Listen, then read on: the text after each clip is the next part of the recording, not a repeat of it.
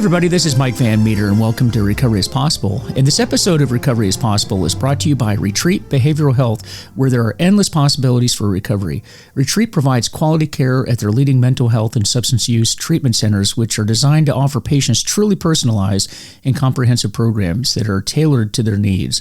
Retreat Substance Use and Mental Health Treatment Centers in Palm Beach County, Florida, Lancaster County, Pennsylvania, and New Haven, Connecticut do everything in their power to ensure that patients receive the highest quality treatment in a safe and comfortable setting. So reach out today at retreatbehavioralhealth.com or call at 855-802-6600 for more information.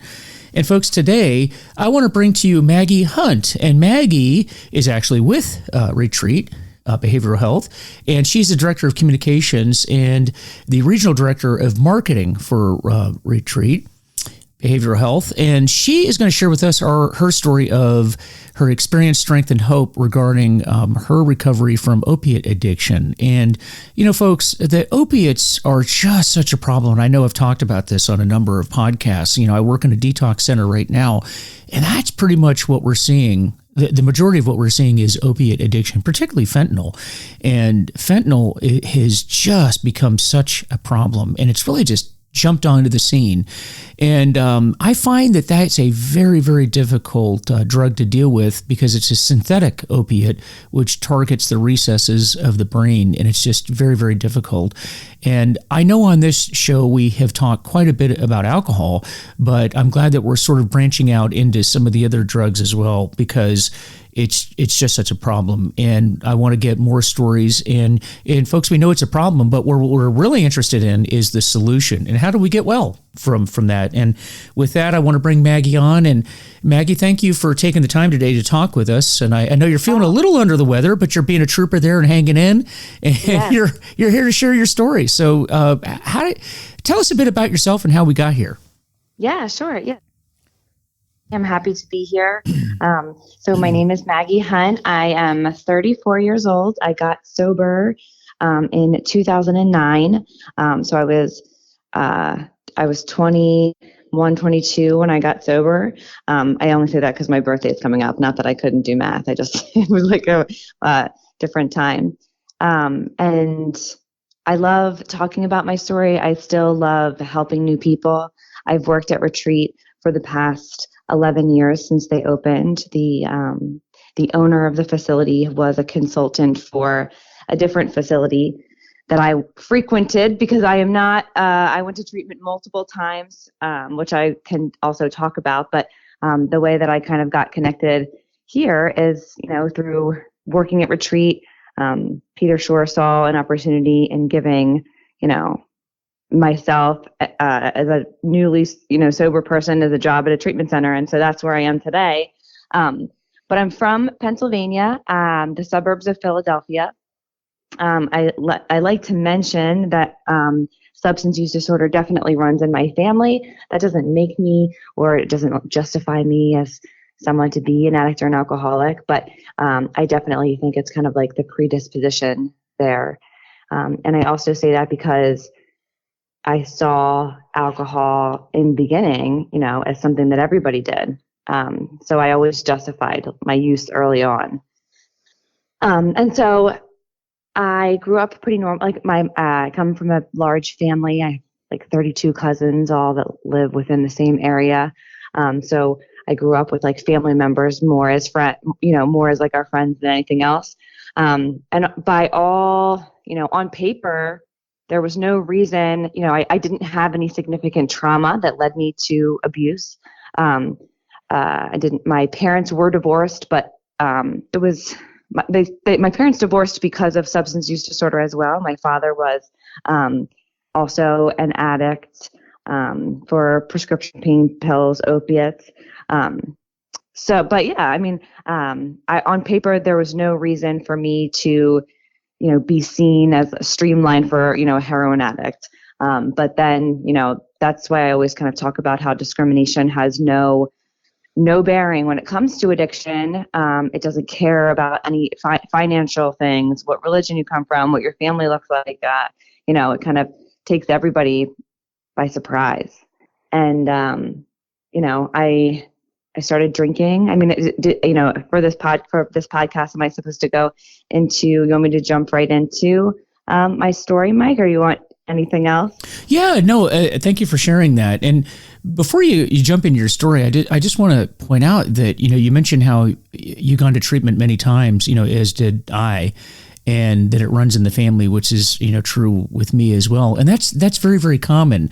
And I think that, people need to understand that that's an important part of this, is that if you have to go to treatment many times, then you do it. It's not so much how many times you go, but that you keep coming back and you keep trying and keep trying. And so I'm glad that you shared that with us, because I think a lot of people get frustrated when they go to treatment and they relapse, and it really hits them. And maybe that's part of your story. Maybe you felt that way, but I do appreciate you sharing that. So yeah, I'd love to hear your story.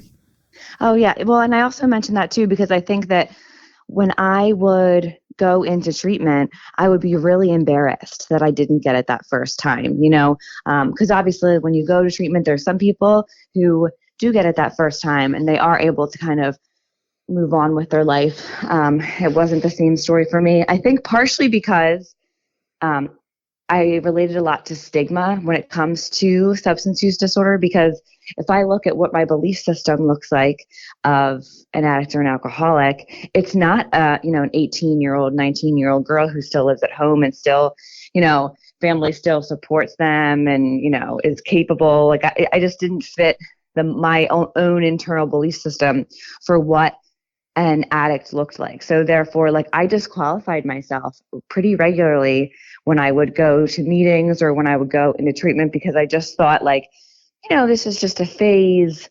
I'm doing what all kids are supposed to be doing. All kids are supposed to be, drinking, using drugs, this experimental phase. But for me, it wasn't experimental, I mean, it always was, much more chronic in a sense. I always say I fell apart at the seams pretty quickly, and thank God, because I don't think that I would have made it past the age of 25 if I did not stop what I was doing. I got started drinking, with friends here and there, and I didn't think it was that bad, because when you're younger, when I was younger, it was a little bit more difficult to get alcohol. It was actually easier to get other substances than it was alcohol, because, alcohol, you had to purchase it, you had to be over 21 and no real sane adults buy alcohol for young kids. So you had to know somebody. Whereas drugs are, easier to get, which is crazy to me sometimes.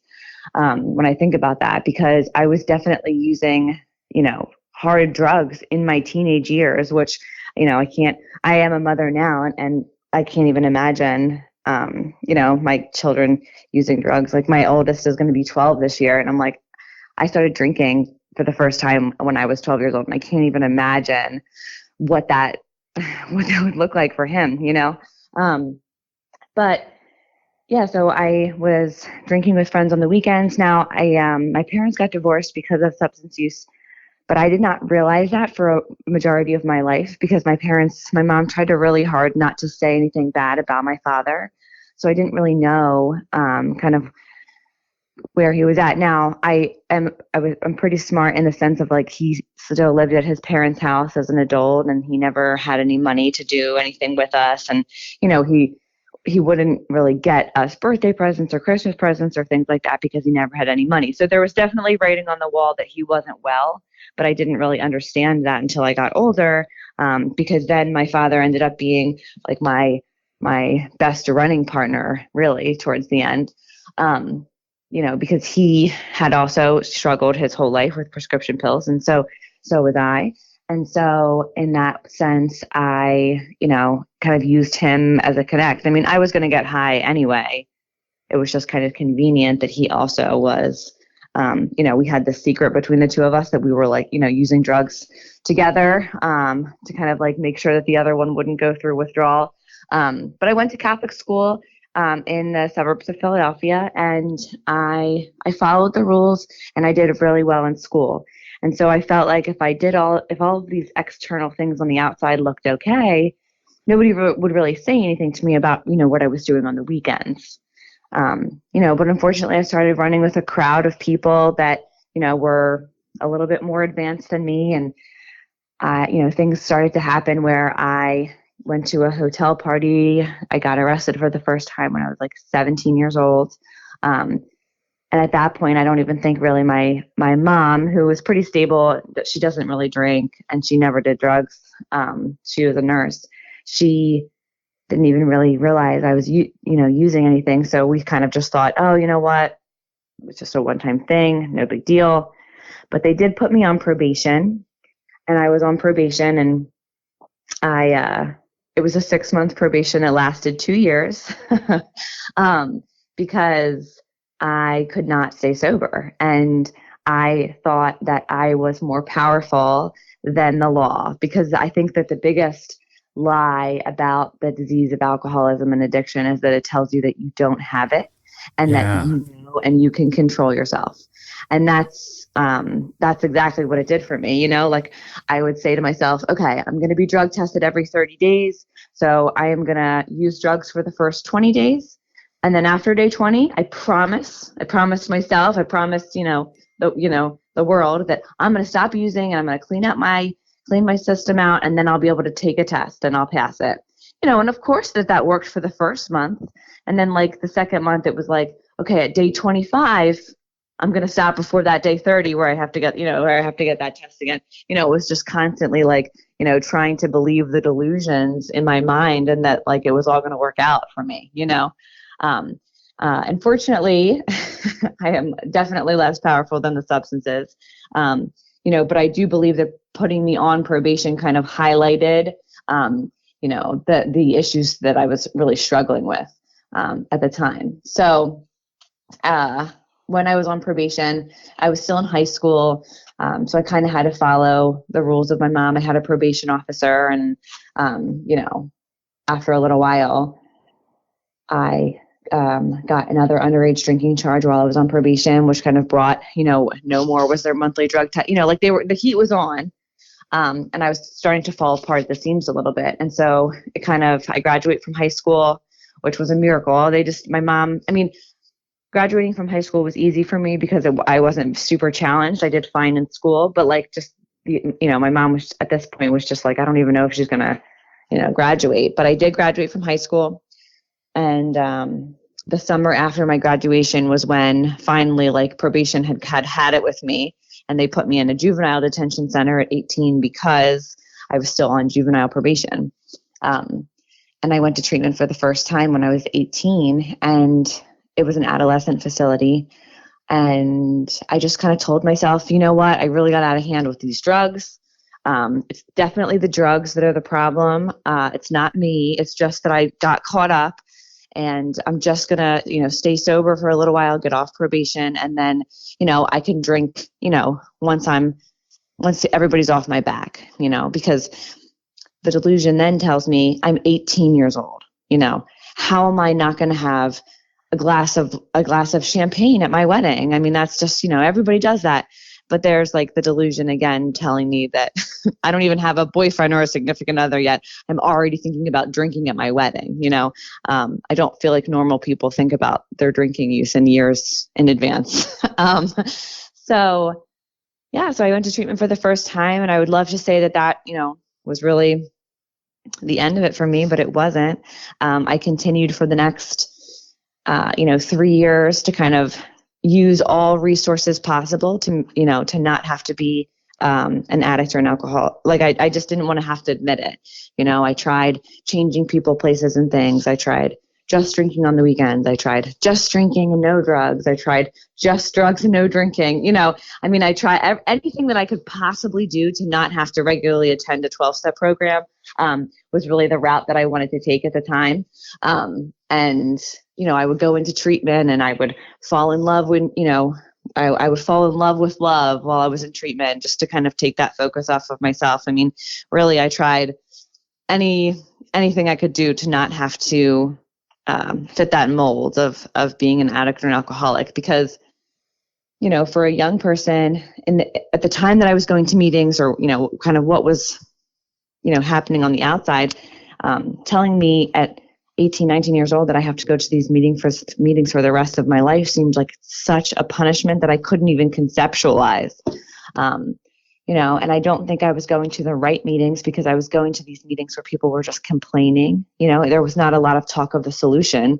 So I'm sitting here like, if this is what recovery looks like, I am not, please don't, you know what I mean? Like, please give it to somebody else because this does not appeal to me at all.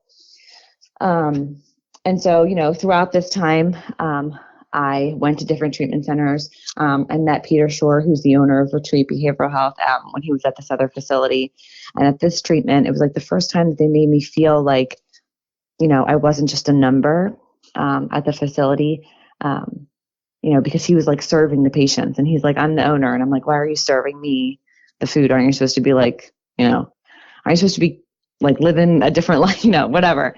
But when I did get sober and I did go into treatment, I did really well with the structure of like, I always kind of say like a power greater than myself, because treatment is really, I'm putting my life into somebody else's hands and I'm saying, here, I can't manage my life, but you can help me. And so when I put myself in treatment, like I do well, I'm the president of the treatment community and I make friends really well in treatment and, and everything seems fine. It's just when I get out of treatment, I can't follow it through with the things that they tell me to do. Because I get out and I get right back to my old ideas, the thinking that got me there is the thinking that I, want to take as, the best advice ever, when I get out.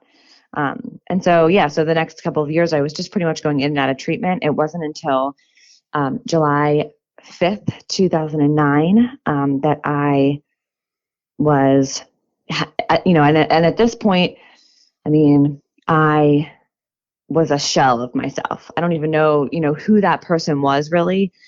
Sometimes it's like scary to think about it actually. And I again, like going back to the thought about probation, like I think that I'm more powerful than the substance. And so because I think that I know whether or not I'm going to overdose on a substance, but unfortunately my body is, shut down when I took, and it was one of those things like I never thought I would overdose. I never thought I would overdose on one bag of heroin. I always thought it would be, an intense amount of heroin, but you really just don't ever know. You really just do not ever know what's going to happen to you. And you run that risk every time. And so luckily I was with people who called 911 when I overdosed, and they took me in an ambulance, took me to the hospital. And I remember like being hooked up on life support because I was having a hard time. Like I couldn't stay awake. I couldn't stay like alive. I kept coming in and out of consciousness. And after a couple of days, I came to, and the hospital said, well, you should probably go to outpatient treatment. And I was like, what, really? Because I've been to inpatient treatment 9 times at this point. You think outpatient is going to be the one that's going to, do it for me? And so while I was in the hospital, I didn't let anybody know where I was.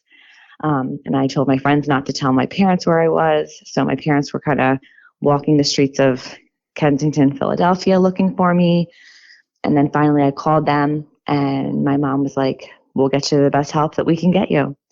And that was, I don't know why that was the end of the road. I know that I don't think I had in my mind, I don't think I knew I was going to stay sober forever, but I knew that I was really uncomfortable. And I knew that people were really upset with me. And so I thought, you know what, I can at least just give it a couple months. I can try this for a couple months. Now, fortunately, at this point as well, my mom said, I am going to send you to a halfway house, which I was just beside myself about because, in my back to these faulty belief systems that I had, I thought that a halfway house was, for people who were homeless and were coming out of jail, and that, that wasn't me, but it was me. But that's actually not the case. It was almost like extended treatment for me. I went to a halfway house where there was girls, at all different levels of their sobriety. And we were mandated to stay there for 3 months. And I'm so glad that people held firm boundaries with me to keep me in treatment for as long as possible, because now looking back at that time, it was so, it wasn't that long. I would have told you it was forever at that point, but, I lived at a halfway house, and then I lived at a recovery house, and I didn't have a phone or a cell phone when I first got sober. And I had to learn how to get a job. I had to, I really had, I know like a lot of older people will say, oh, I had to relearn. I had to learn how to do my own laundry when I went to treatment for the first time. I had to learn how to write a check. I had to learn how to be a responsible human being, because I had been a child from probably, the time that I started using around 12 until the time that I finished. I missed all of those formidable years, but not because people didn't try to teach me, just because I was so disconnected to the world, really.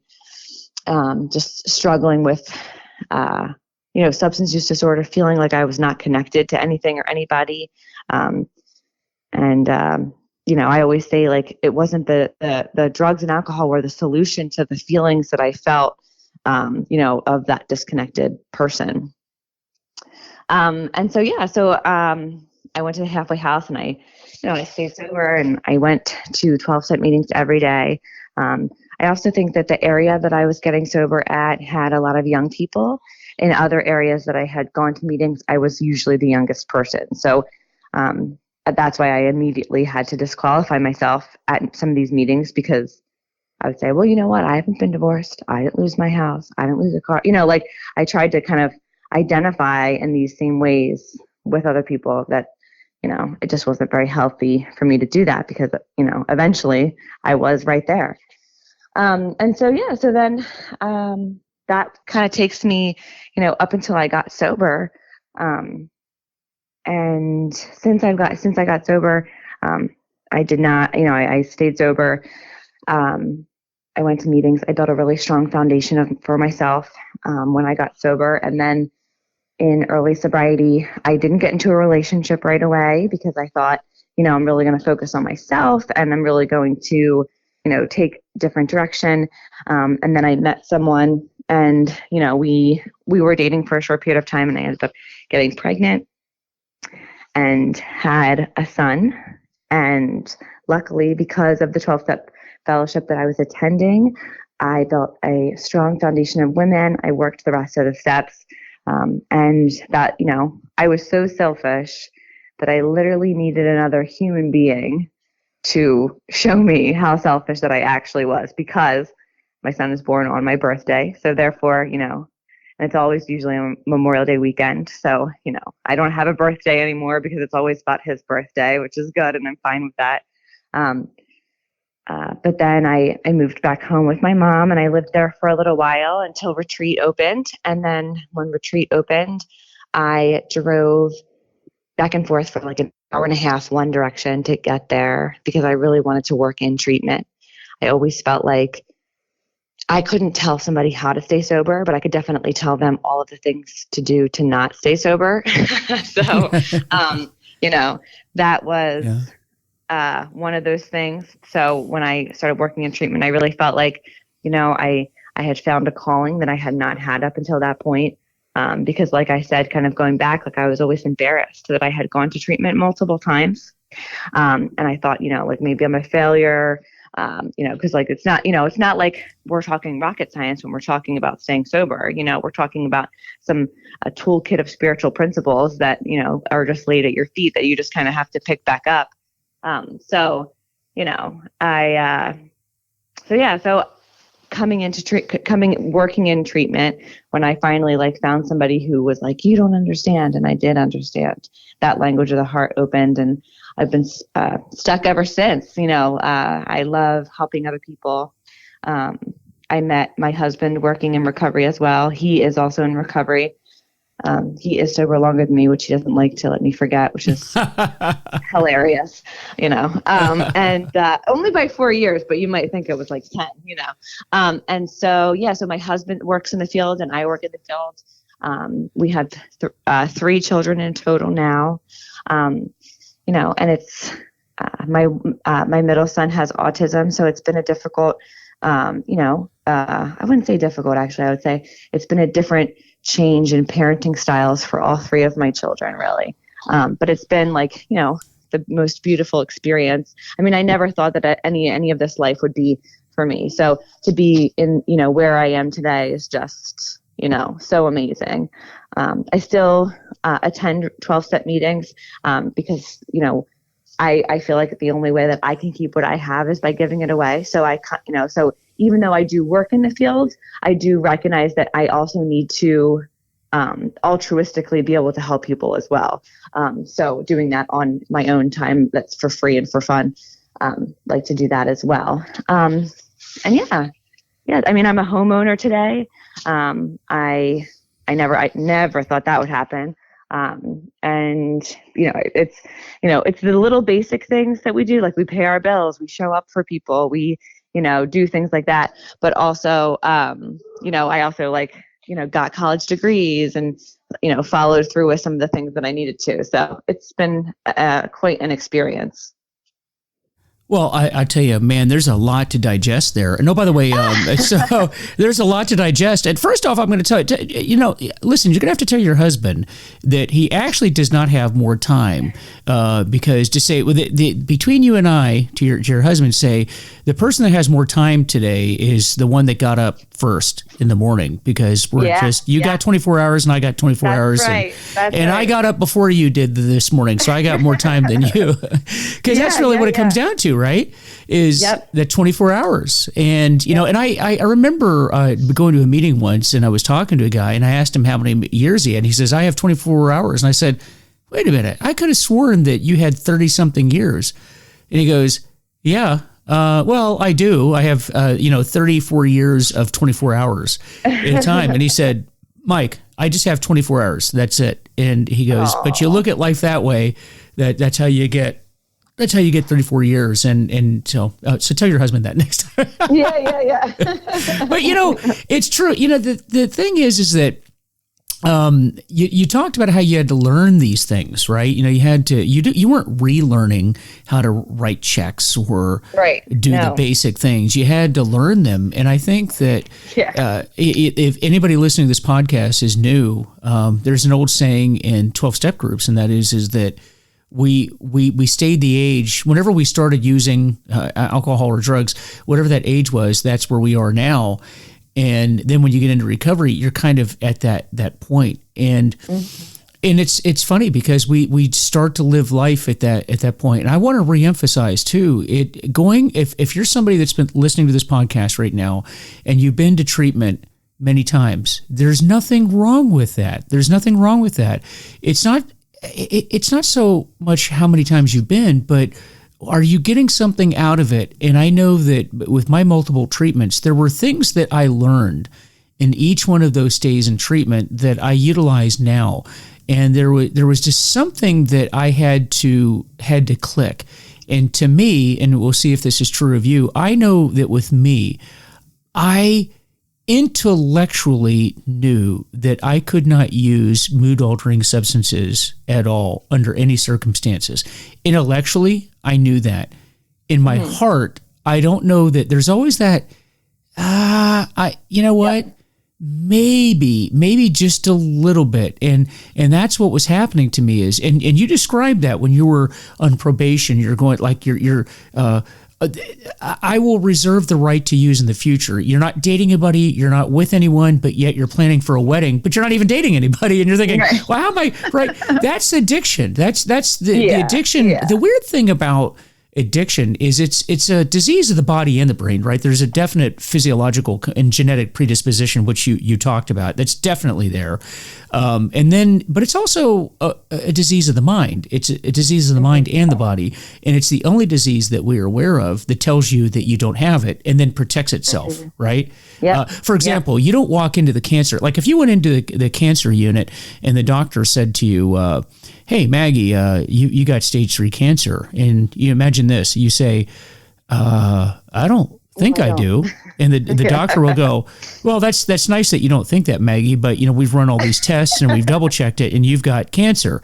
And you go, well, I don't think I do. I don't feel like I do. And they go, well, That's great, Maggie. This is not about your feelings. You have cancer. Okay. Mm-hmm. That's the way it is. It's only with patients that come into treatment where we say, you have, by the way, you've been diagnosed with a disease. This isn't jail. This isn't reform school. This isn't detention.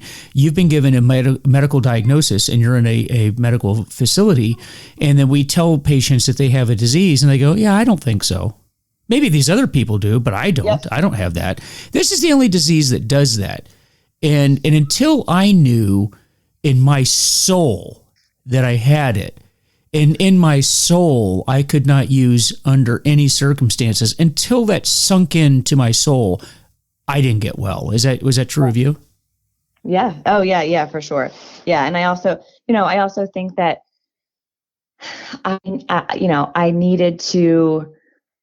I thought that there was going to be like this model, you know what I mean? This like, say like, okay, so once I finally admit that I have this, then everything else will kind of come to play. But I really need to accept it as well, because there was different times during my, like a relapse where, I fought so hard to believe that it wasn't going to be true. Like I really went to the ends of the earth to try to believe it wasn't true. And until I was like, I thought it and I admitted it. And I accepted that this was going to be like what I needed to do to get better. I think that was kind of what catapulted me to change. Yeah, and being surrounded by people that understand that and listening to the solution. And you mentioned that you would go to meetings early on and you got turned off by the fact that you would go to meetings and there were just people complaining quite a bit. And I hear that with a lot of patients that come into treatment. They say, Mike, I went to an AA meeting and I just didn't like it. It was just a lot of complaining and bitching and things like that. And I didn't get a lot out of it.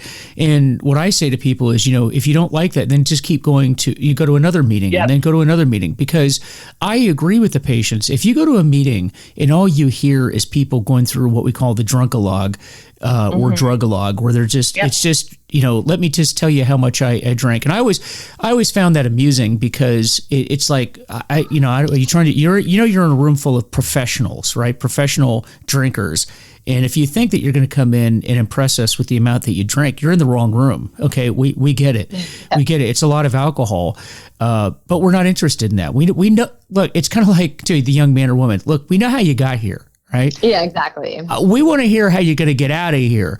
And if you're not going to meetings where people are talking about the solution and only focusing on the problem, then go to another meeting. And I know now when I tell my story, in fact, this weekend I'll be going to a conference where I'm telling my story. I actually spend maybe 10 minutes on my story and the rest of the time talking about how I got well, because that's really what people need. You know how I got sick. You want to hear how I got well, right? And the other thing is, you talked about having that firm foundation. And I think that that's critical as well, because I had a sponsor told me one time, he said, Mike, every day you're preparing for game day. It's like, if you're a football player, you're training all year round and lifting weights and training, because, then when you go out to game day, that's when all those skill sets, all that training is going to have to come into play. And that's happened. You mentioned some surgeries. I've had several surgeries since I've been in recovery. One case I was involved in a pretty serious cycling accident, and I had to call on every tool, everything that I learned in both treatment and at meetings, to keep myself from falling into that very routine trap. And that's, ending up in a hospital, having surgery and having to take the opiates due to the surgery and not becoming hooked on those. And how do you get through that? I know in my case, it was because I had built that firm foundation, and you covered that very, very well. It's very important, isn't it? Even still now, I know that my only like protection, like in some ways, is like the people, because I don't like to ask for help. I just, I will need the help. But when I surround myself with people who know me and know, like, what bothers me, what doesn't bother me, it makes it easier, because I don't have to ask for help. They just already know. I can call one of my friends. She can say, your voice is weird. Why? And then it kind of gives me that venue to kind of open up and then, continue to be vulnerable and then, and that's why I find my support network and my family, my friends, that foundation to be so critical as like kind of that protection. Yeah, and I think COVID really highlighted the need for people to have that foundation. There's so many people that relapsed after or during COVID rather, because, just that support network was shut down. We first time in 12-step history that I'm aware of that we actually shut meetings down and people couldn't meet in isolation, because addiction in a lot of ways is isolation, whereas recovery is community, and it was a forced isolation. And I mean, I've known, and I'm sure you know people too, that had many years of sobriety and then went back out as a result of the isolation and not maintaining that firm foundation. I mean, you had to work, all of us, even those that have been in recovery for a while, had to really dig deep and go back to our roots into recovery to ensure that bad things didn't happen to us during the COVID time. Yeah, absolutely. Well, tell us a bit now, the retreat, which is where you're working now. A lot of, so you are one of the sponsors, or you are the sponsor of this particular podcast. And can you tell us a bit about the programs that you have there and the locations, and are there differences in the locations? Just a little bit about what the whole organization does. Yes, Retreat opened in 2011. When we opened, we were treating individuals with substance use disorder, and we were treating people who had co-occurring disorders as well. We had a large veteran population. There was a need for a veteran treatment in the area, because there was a lot of VA hospitals that didn't have the resources that they could to treat the amount of people that they needed to. So we started out treating, a large veteran population, and then throughout the time, we found that we wanted to connect people so that they could be relatable to each other. So we kind of take a team approach. So when somebody comes in, we'll do an assessment with them. We kind of like piggyback on what their needs are, what their age group is, what's pressing on the externally and internally. And then we place them with a therapist that's, specializes in that. So if it's, a younger, because a lot of the younger people, like you said, are using heroin and fentanyl. And so, we'll have a therapist that, does really well with that population. And then they'll separate it like male and female. And then we also have a large first responder program that we have always been treating, but we really kind of honed in on some of the clinical components regarding first responders. It's a difficult, that the population itself, especially for police officers or firefighters, they worry about where they're going to go to treatment. They want to make sure that, like, if they're going to be with somebody, that they can really relate to that person and they can kind of piggyback off that person, and they have the same struggles. Because I think a lot of times somebody, a veteran or a first responder will come into treatment and they have experienced a different level of trauma than somebody else has. And the other person, who is definitely well-intentioned, says like, oh yeah, I totally know what you mean. And we don't, there's the civilians, people who have not experienced that, we just cannot understand the volume of trauma or experiences that other person has gone through. So it really takes specialized programming to be able to treat that population. And so we did get licensed for both primary mental health residential and substance use disorder, so that we're licensed for both in Florida and Pennsylvania. Our Connecticut facility, took us quite a few years to open. So right now in Connecticut, we're doing, it has to be primary substance use and secondary mental health, whereas the other facilities can be primary mental health or primary substance abuse, or both. So it's been kind of like a learning process as we continue to change. We always want to try to be doing the best treatment that we can in the most clinically ethical and ethical way. And so, yeah, it's been, I love working for Retreat. It's been such a beautiful experience to kind of see where we went from, a small, kind of like a mom and pop one place to now there's, multiple outpatients and multiple facilities. So it's been, very transformative for me as I've kind of grown up working here, really, I mean, I think, I started working at Retreat, I think when I was 23 years old. So, as I work with clinicians that are awesome and ethical, they were like, Maggie, you got to go to school. If you want to do it, if you want to do any of these things, you have to go to school. And I'm like, but I don't want to go to school. People should just know, that I know what I'm talking about. And it's like, no, you have to go to school.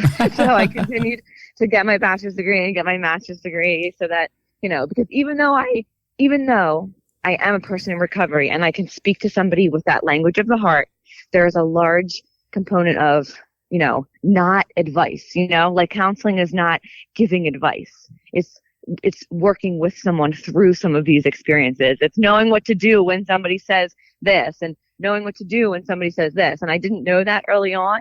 But now since I've been here for a little while, I really have learned the most from my peers at Retreat, and as well as like the different patients that have been patients of ours that then started working for Retreat. Because, coming full circle, now that we've been open for, over 10 years, there have been clients who have come in and stay sober for 2 years, and then they come work for us. And that is, beautiful to see that as well. Yeah. Yeah.